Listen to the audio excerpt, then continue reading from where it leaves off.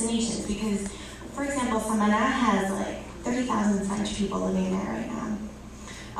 The East Coast was all but bought by an Italian who had a lot of money and made all-inclusive resorts there. And I call this a new colonization. There are $1 million homes up for sale for Europeans along the coast, and the coast is no longer affordable for locals. So this is a call for help. Zona Colonial, Santo Domingo, República Dominicana.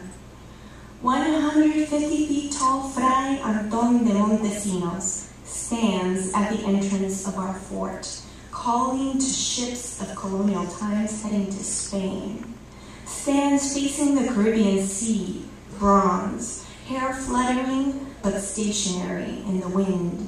Stone robe stands motionless, records the Dominican order he served. To remind the world he stands as the first European to defend indigenous lives in America. Taínos, not an inexhaustible resource.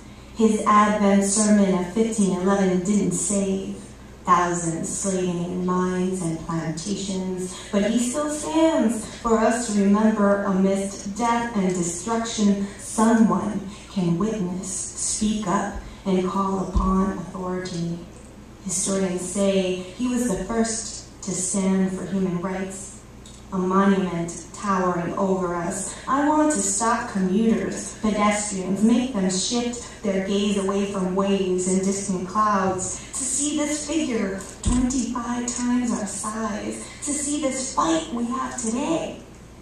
Newcomers rediscovering paradise where land is cheap, even beachfront, and inexpensive labor endless. Who among the Ambler stands up for workers at all-inclusives, free trade zones in the fields of sugar cane? Who will listen? Who will help?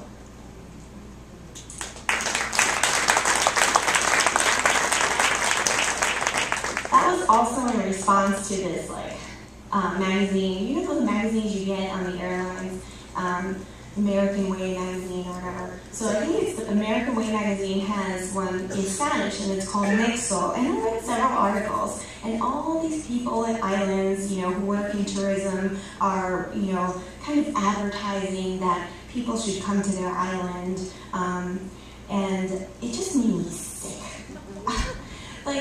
So this one, the main venture capitalist that went to Santo Domingo in the 70s said, I feel like I'm Dominican now, and we do everything we can for Dominicans. All the people that work at our all-inclusive receive places to live in our compound. So we give them housing, we give them food, and we give their kids education.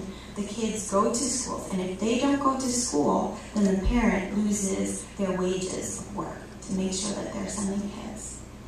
I'm saying this is plantation style living. So, this is my last poem, The Problem with Horoscopes.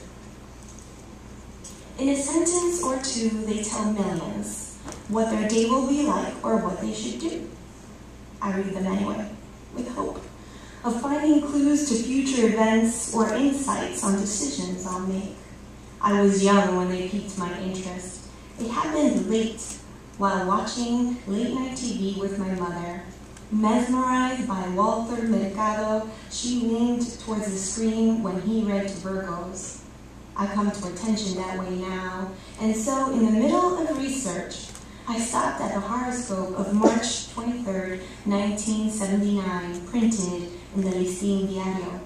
I was 5 years old then and didn't read newspapers yet. That day, Leos could achieve their desires if they cooperated with associates or colleagues. Working in a team would pay off. None of the 12 astrological forecasts predicted the tremor that shook the country at 3:30 p.m. Did any Dominican read their horoscope that Friday?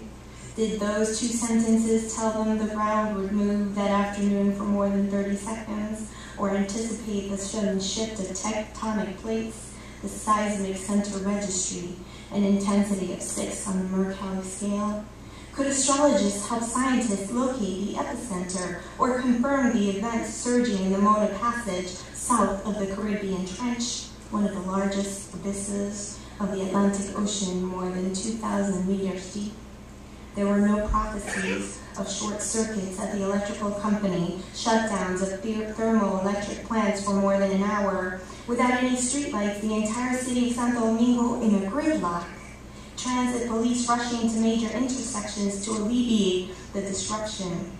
Millions in the capital abandoned their home, ran out of stores and public buildings, fainted in the streets. People in Haiti and Puerto Rico felt it too. In Puerto Plata, people panicked. Santiago, in torrential rains. And in San Pedro, someone jumped out of a second-story window.